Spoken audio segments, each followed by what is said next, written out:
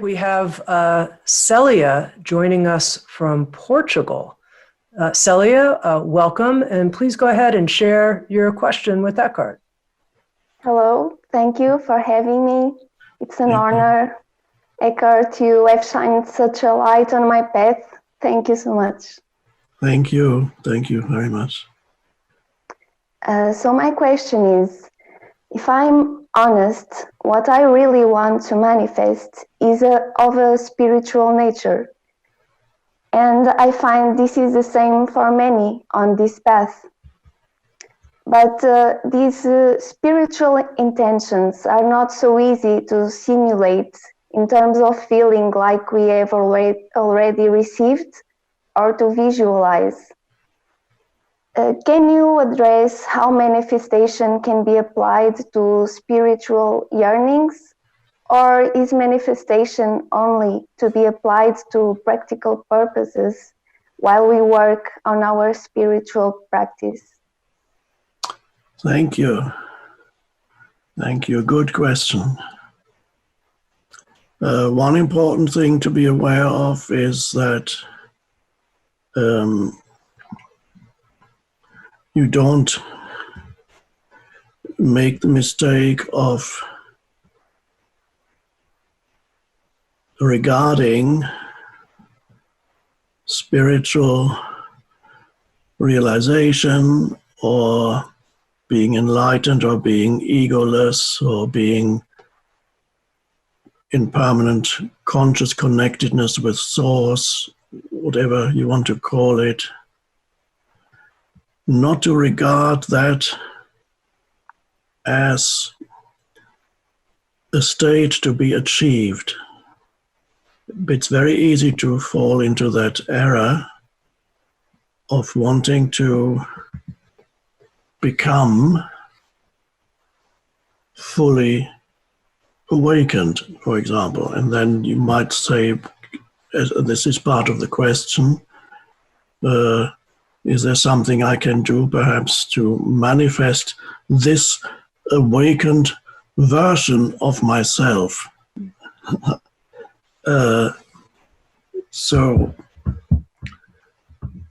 if you have this intention or this image in your mind, you want to arrive at a fully awakened state, whatever else you want to call it, that will become a great obstacle, because spiritual awakening or the egoless state or whatever it is cannot be achieved in the future. You would be creating an image that you then pursue, wanting to reach or achieve, and you won't achieve it as long as you have an image of yourself that you want to achieve. You're striving towards that. In other words, you make it into a goal like everything else, things that you want to achieve in this world. But the one thing that you will not achieve by making it into a goal is this state of awakening, or being fully yourself is another way of putting it, realizing the essence of who you are. So you would be striving away from the only place where it is accessible to you, and that's in the vertical dimension of the present moment.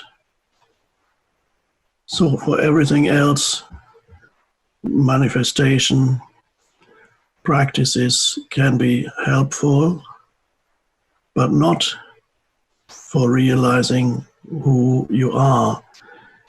Because you don't achieve anything, you don't attain anything by spiritual awakening. It's not an achievement, it's not an attainment, it's a realization. That means it's already here. So if you look to the future for it, you miss the fact that it's already here. And you don't realize that that's the place where you haven't been looking, because you're looking to the future. And this is why I'm saying it becomes a great obstacle. If you look to the future for enlightenment, fulfillment, whatever it may be, that becomes the obstacle, and you won't find it, and you will be striving. Even you might be engaged in arduous spiritual practices, very determined to awaken, but you have in your mind a future goal that you want to achieve, without, you might not call it that, but underlying your practice is this assumption of arriving at a future goal. And that is the greatest obstacle to that realization. Because what is future?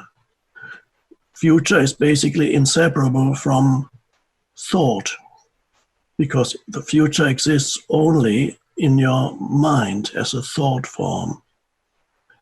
I'll be very happy to listen to anybody who wants to prove me wrong, because then somebody would come to me and say, here's the future. I have discovered it. So far, nobody has come to me and said, here's the future, you are wrong. The future is more than just a thought form. And I don't think anybody will come. So now that means if you're looking to the future, you have a thought form that you are pursuing of yourself as the fully awakened one, or whatever term you use. So you are pursuing a thought form in the future, which the inseparable future and thought.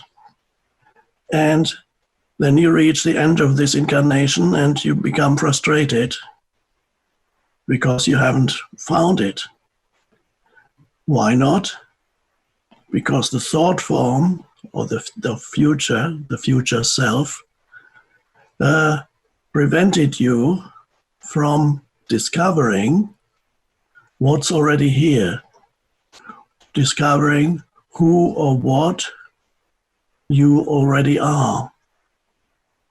So it's a reversal of normal practice. Is yes, you need time for everything in this world in order to do this. Any action unfolds in time. For anything you pursue, you want to acquire something, achieve something, become good at something. All these things require time, yes. But the one thing that does not only not require time, but the one thing to which time is the obstacle, is that self-realization. For everything else you need time, and that's fine. But to find yourself, you don't need time. That is an amazing realization.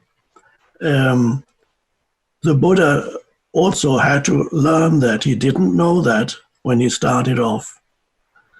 When the Buddha started off, he realized the unsatisfactory nature of normal human existence. He saw there's so much suffering and then you die. So he saw the unsatisfactory and said there must be a transcendent dimension, there must be something beyond. So for many years he practiced seeking to find enlightenment, transcendence. And he practiced the most arduous disciplines with great teachers. He almost killed himself with the spiritual practice. And after several years of spiritual practice, he still wasn't any further to his goal of enlightenment. And then he said, well, I've had enough of that. That, by the way, is not a literal quote from the scriptures. This is my free translation. He said, I've had enough. and he stopped his spiritual practice and he sat under a tree. And then that was the big moment.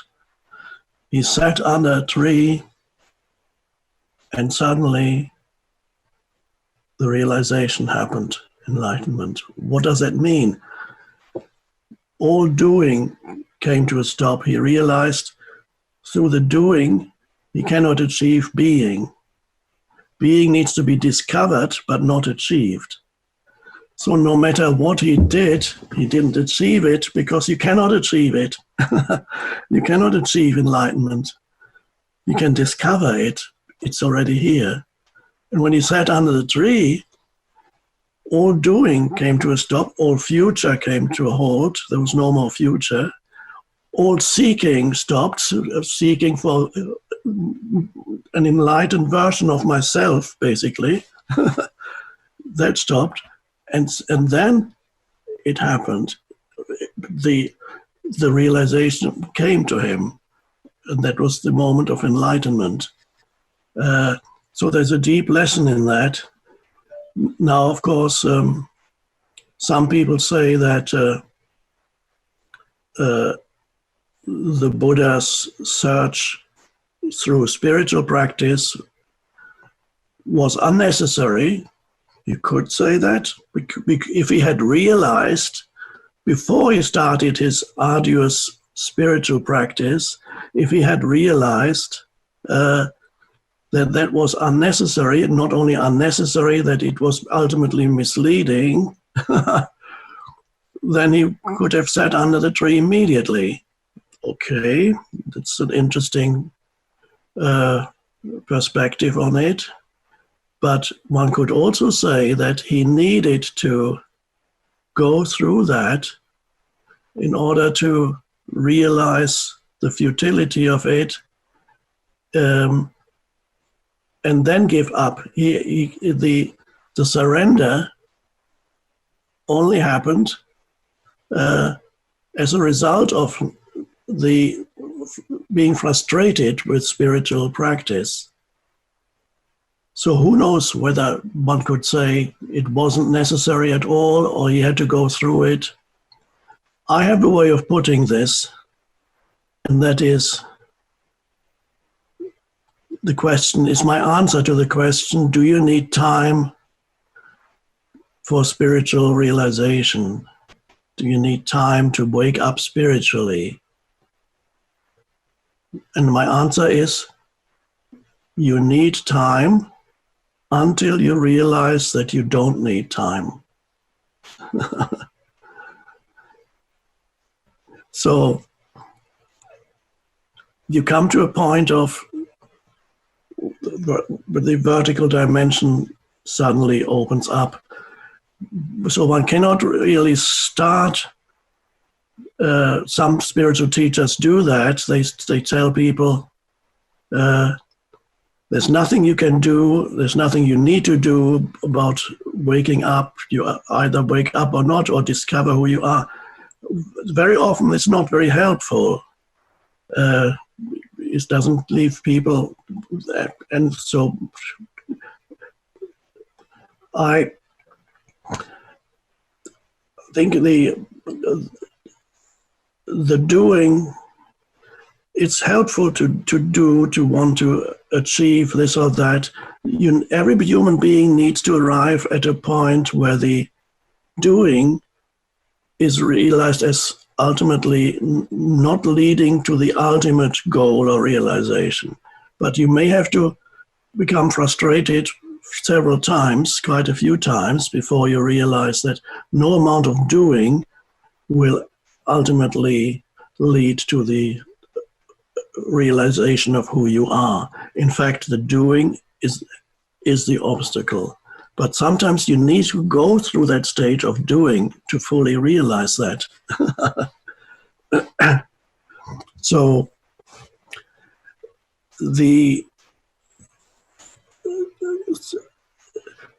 to project to pursue a state that you want to achieve is not to be encouraged, but to realize that